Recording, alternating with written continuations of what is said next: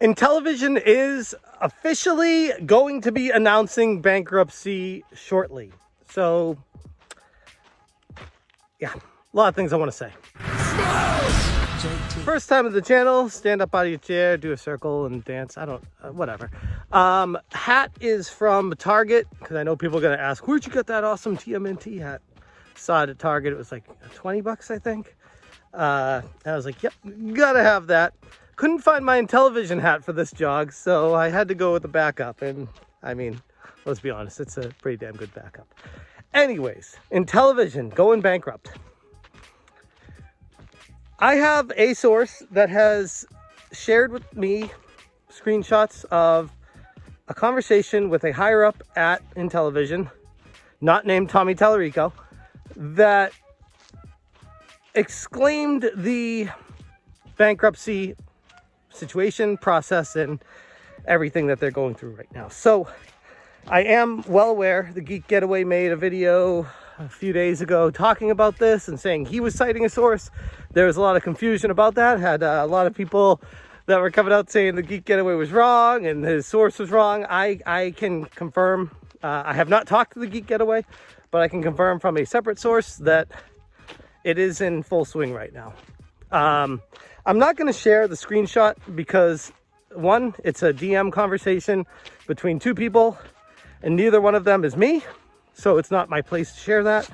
But I can confirm that I did see it, and the conversation took place where somebody asked about the bankruptcy and somebody at Intellivision, or former employee of Intellivision, confirmed that pretty much, yep, they are entering bankruptcy, and explained that just because they're going into bankruptcy doesn't mean the Intellivision Amico is dead and gone and never coming out. It just means they need to reorganize financially and all that other BS. How do I feel about it? I'm pissed. Pretty obvious. For those of you who don't know, I invested $10,000 into this. What's it been, like 2 years now? Year and a half? It's been a while. And I did that in good faith with Tommy and the promises he made to me. And yes, I understand things change. Situations change, pandemics happen, chip shortages happen. But I never really feel like Tommy was being fully transparent and 100% truthful. And as more time went on, it actually turned out that it was quite the opposite, where he was either lying straight up to me or believing these lies himself and thinking he was telling me the truth of the situation, when in reality the company was floundering. That's still probably the biggest debate in all of this. I've seen people take two sides of, Tommy is a snake oil salesman and he lied to everyone just to steal this money. Or the other side is, hey, Tommy is super passionate, which was the side I was on for a while, and really wants this to be successful, and just didn't know how to run a business and instead ran it into a ground because of that. One thing that really frustrates me about this is it's not, people believe this, if you will, it's not the $10,000 that I lost on the investment. It's the fact that I feel like it was stolen. I invested this money in good faith based off of information that Tommy gave me about how they're on the launch pad, ready for liftoff, and hell, there's even videos of them out there saying that very thing. Because of that, I felt confident in investing. And Tommy was super courteous and nice to me, invited me to his house a bunch of times and to Intellivision headquarters a bunch of times. And I was like, man, this is an amazing journey that I'm on. But for what?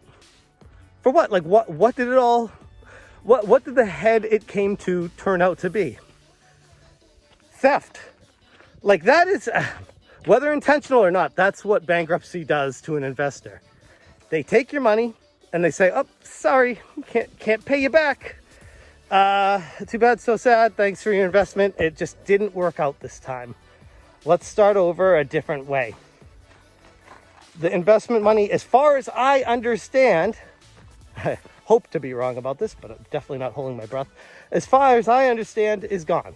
For all intents and purposes, when you go bankrupt, your investment is worthless. And the company taking those steps. Now, sure, people can take the perspective of it's their only option. It's all that they can do.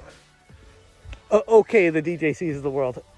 What it amounts to is this company not only did a round of investment, multiple rounds of investment, and then at the very end, when they were totally boned, went through with another round. And it failed so miserably, they had to back out of it and return the money to those people because people got wise to them. Tommy thought he could keep going to that well over and over again.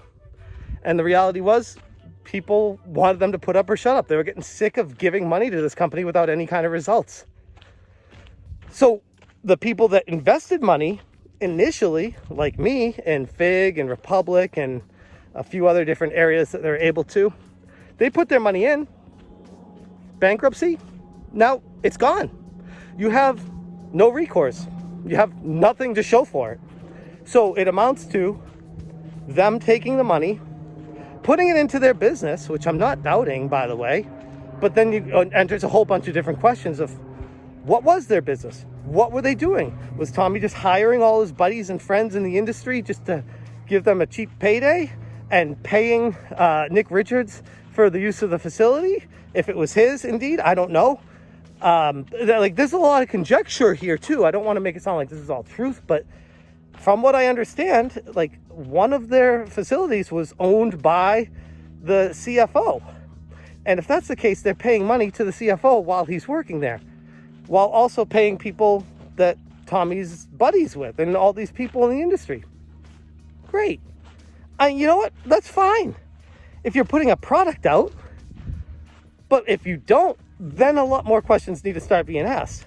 Why did you just pay all these people all this money, not have anything to show for it, and then just claim that you're an idiot at the end of the day while you are racking up hundreds of thousands of dollars in the bank yourself, and then claiming that you don't have any money anymore? Like, personally, it's just, I don't know. It's a lot of conflicting, confusing information that you don't know who to believe. And Tommy could reach out to me after this video and be like, bro, I got to set the record straight. What you're saying isn't true. Literally doesn't matter, because I've lost all faith. I've lost all faith, all trust, all belief. There's nothing that Tommy has said that's been true. If you go back and think about it, it's actually impressive. It's almost like he twisted himself into so many pretzels and so many lies that he spun that he had no idea what he even said and promised to people, because he literally was just talking just to appease people. Again, go back to, is Tommy just a really good people person and just really nice and a horrible business person? Or did he have ulterior motives in mind where he just wanted to pull the wool over everyone's eyes and run this thing into the ground and take all the money from it in process?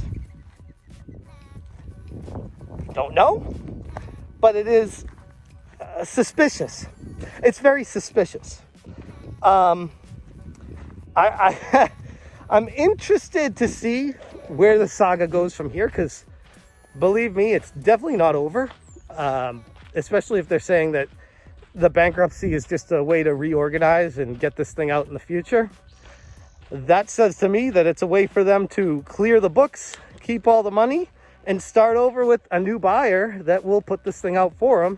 And the people that ran the company into the ground made all the money with no product. And if you're a slimy, sneaky, horrific person, that's how you approach life, it's pretty genius. It's like evil genius, movie level evil genius stuff. And when you pile in the ties between the Calico Chameleon, Mike Kennedy, Phil Adam, and Tommy Tallarico, it's just a little too coincidental. And I'm not one that believes in coincidences. I believe that there was something in mind when they set out on this project. Now, I genuinely believe Tommy has a passion for gaming. That much is true. But so do I. I also have a passion for making money, but I like to think I do it legitimately, above the board, above the belt. I can't say the same for everyone else out there. And it's a scary world if you're just going to blindly trust people that act like they're your friend, when at the end of the day, they're just in it to make as much money as possible, get off scot-free, and don't care who they F over at the end of the day. Because that's what it looks like right now. I'm going to leave it there. Thank you guys so much for watching. And as always, you stay smashing. Smash,